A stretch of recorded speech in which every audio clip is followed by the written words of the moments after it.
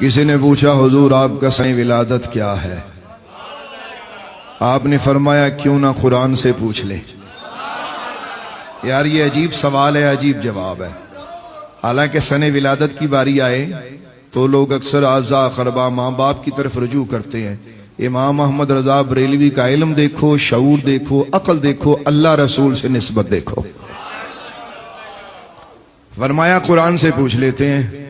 اب وہ بندہ بڑا حیران ہوا کہ یہ تو عجیب بات ہے کہ اگر کبھی کسی شخص سے اس کا سن ولادت پوچھا جائے تو اس نے کبھی یہ نہیں کہا کہ جی میں قرآن سے بتاتا ہوں۔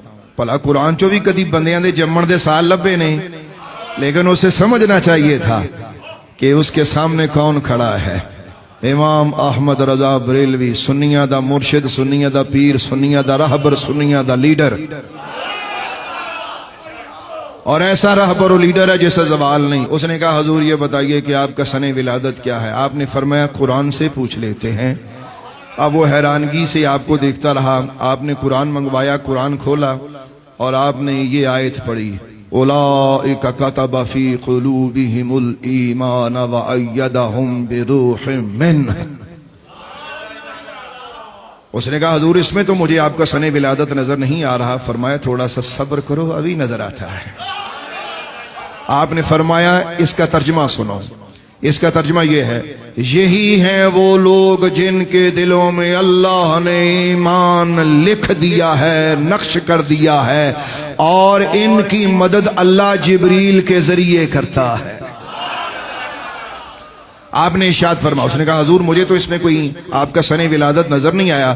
فرمایا اگر علم العادات جانتے تو یہ جواب میرا سن کر آپ کو خوشی ہوتی، اگر آپ علم العادات جانتے تو آپ سمجھ جاتے میں کیا کہہ رہا ہوں۔ فرمایا علم العادات کے ذریعے اگر اس اتنی آیت کریمہ کے اتنے حصے کے اعداد نکالے جائیں تو 1272 بنتے ہیں، اور الحمدللہ 1272 ہجری امام محمد رضا کا سن ولادت ہے۔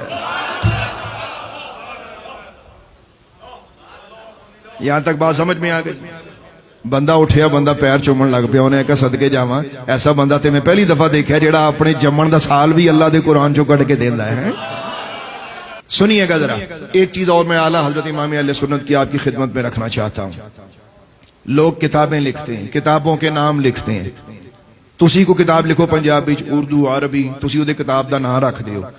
امام احمد رضا بریلوی اتنا بڑا رائٹر ہے، اتنا بڑا ادیب ہے کہ آپ کی کتاب کے نام میں ہی، صرف نام میں 4 فائدے ہوتے ہیں۔ امام احمد رضا بریلوی کی کتاب کے نام میں ہی 4 فائدے ہوتے ہیں۔ پہلا فائدہ کیا ہوتا ہے امام احمد رضا بریلوی کی کتاب کے نام کا؟ کہ وہ نام عربی ہوگا،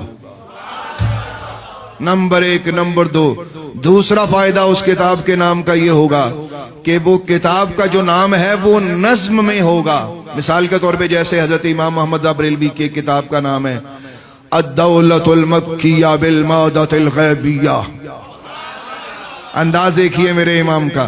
اچھا امام محمد بریلوی کی ایک اور کتاب کا نام ہے حسام الحرمین علی منحر الکفر والمین۔ اچھا ایک کتاب کا اور نام بتاتا ہوں، العطایا النبویہ فی فتاوی الرضویہ۔ اب غور کیجئے گا، ان میں ایک نظم ہے، اب ذرا غور کیجئے گا۔ جیسے العطایا النبویہ فی فتاوی الرضویہ، ایسے لگتا ہے جیسے باقاعدہ نظم لکھی ہے۔ اچھا الدولۃ المکیہ بالمادۃ الغیبیہ، کیا انداز ہے یار! پھر کیا لکھتے ہیں؟ یہ پڑھنے کا بھی الحمدللہ غلامانہ انداز ہے نا۔ کتنے فائدے ہوتے ہیں؟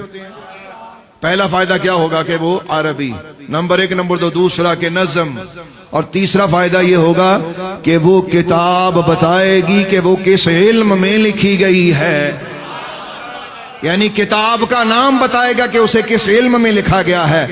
اور چوتھا اور عجیب ترین فائدہ جو شاید کوئی شخص اپنی محنت سے، اگر کوئی شخص علم العادات پہ بڑا اسے دسترس حاصل ہے، بڑی محنت اس نے کی ہے، شاید وہ کر سکے، لیکن وہ 2-4 کتابوں کے نام کے بعد وہ فیل ہو جائے گا۔ یہ خدا دا صلاحیت تھی کہ امام محمد فرمایا کرتے تھے کہ اس دل پہ اس کی عطا ہے، اللہ نے علم کے خزانے کھولے ہیں احمد رضا بریلوی پر۔